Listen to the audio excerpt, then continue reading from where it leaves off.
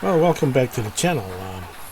Yesterday, I uploaded a video about Bitconnect and syncing the wallet. I have another wallet in another computer, and it's syncing, but it's not. It doesn't. It's not staking for some reason. It's probably because there's not too many nodes.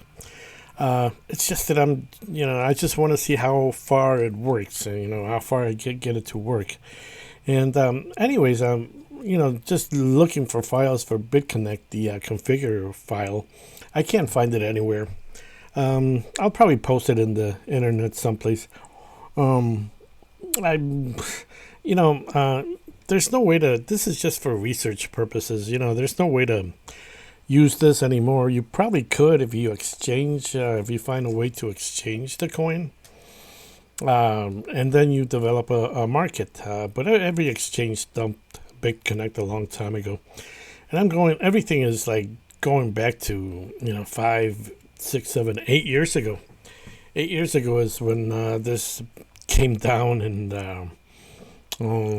they closed down shop, and they took everybody's Bitcoin. And basically, what happened was they paid you back in BCC, Bitconnect coins, which they were worth something if you got rid of them quick, in an exchange, because they used to be exchanged before. Coinbase, Binance, all these exchanges used to have. You could exchange Bitconnect coins for Bitcoin or Tether. So there was a market, but the market dwindled, and the coin became basically worthless. And I think I had something like 6 or 7 Bitcoins altogether, and it just I got 12 Bitcoins and Bitconnects, and it's worthless. I was reading up on this fellow. It was Trevon James, Craig Grant, Crypto Nick. The Crypto Chick, I don't think, was very in it. They were the promoters of BitConnect, and these guys had a lot of coins. Let's see. Yeah, this is I found this article in the Trevon James. If anybody remembers this fellow, I hate to say it, but the guy is smart.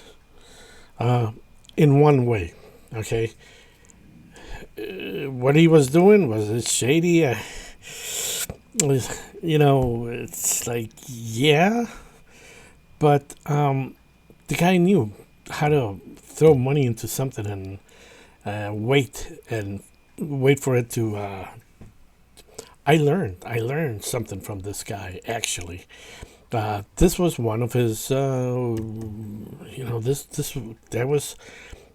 If he would have concentrated on doing things legally and invest in something cheap, he wouldn't be running from the law. Okay, well, basically the law has been behind him after him for the last 7, 8 years. Apparently, this article is February 8th, 2025. There's a conference been delayed by Trevon that he claimed. Okay, he claims in this article here that he doesn't have money to pay the what is this a court settlement. Basically, the fines and whatever the court wants to settle with the money that he has. But what I remember was this guy he claimed back when all this was going on in 2017, and I remember he was going, and also the other guy, Craig Grant. For some reason, everybody was claiming that they were scammed in 2017. I mean, okay, I've been scammed several times. how did these guys get scammed out of their Bitcoin? It's like, nah, the story didn't fly. But apparently, according to this article, um, Trevon James did get, he did get hacked because I don't know who found out. Let's see, if it was the FBI or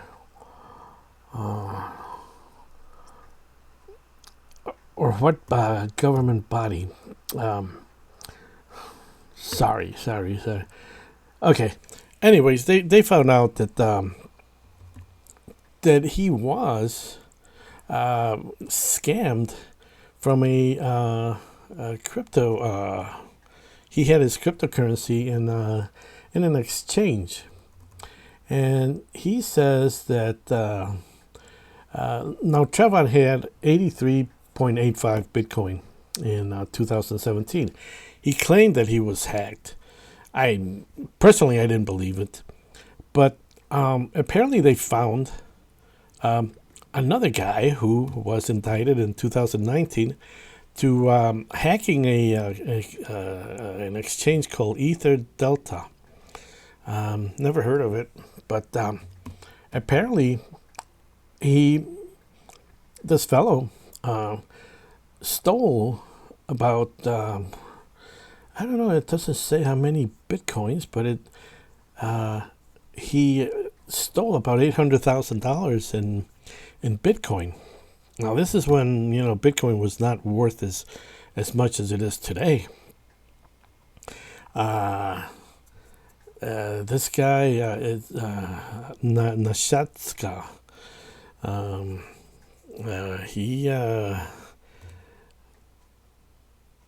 Shetska docket is full of sealed filings, making it difficult to follow.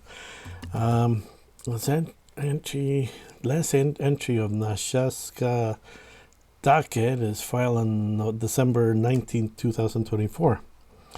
Apparently, this guy pled guilty to one count of conspiracy to commit wire fraud, and they gave him a 3-year probation. And Trevon James apparently wanted to have a special condition of supervision, according to this article. There's also other people involved in this. So this guy Nashatska hacked into this. Apparently where Trevon James had his Bitcoin, and he claimed it was stolen, but I think Craig Grant also said that his crypto was stolen. I don't know. I haven't seen anything about Craig Grant lately, but I'll kind of look into what's going on here because it's interesting. Apparently this guy Nashatska, he broke into the exchange by committing ID fraud, and he was able to change a setting where people would go in and post their passwords and so forth, and they would have access to everybody's passwords and Bitcoin wallets and what have you. So it was pretty sophisticated to do something like that, but that's why you never trust an exchange. I mean, never leave your money in exchange unless you're exchanging money. You leave a couple thousand, it's okay, but these guys had 83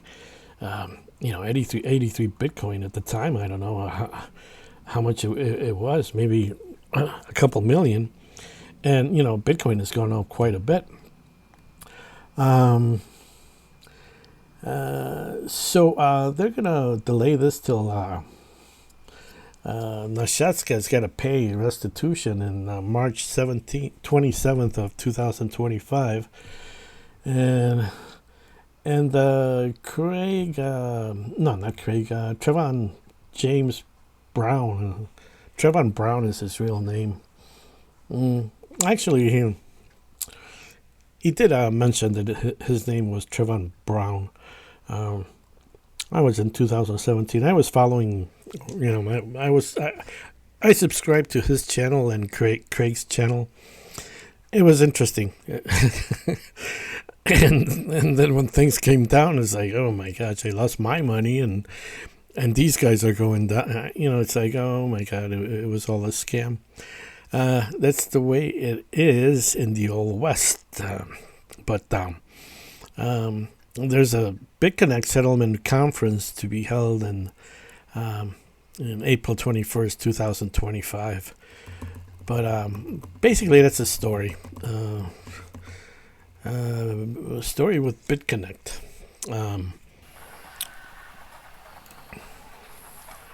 If I find anything else, I might just post it here. It's interesting. Again, I'm not affiliated with Bitconnect. I'm not a promoter. All I did is put some money in there. I put like 7 Bitcoins, and I lost it all. Okay, guys, take care. Have a good day.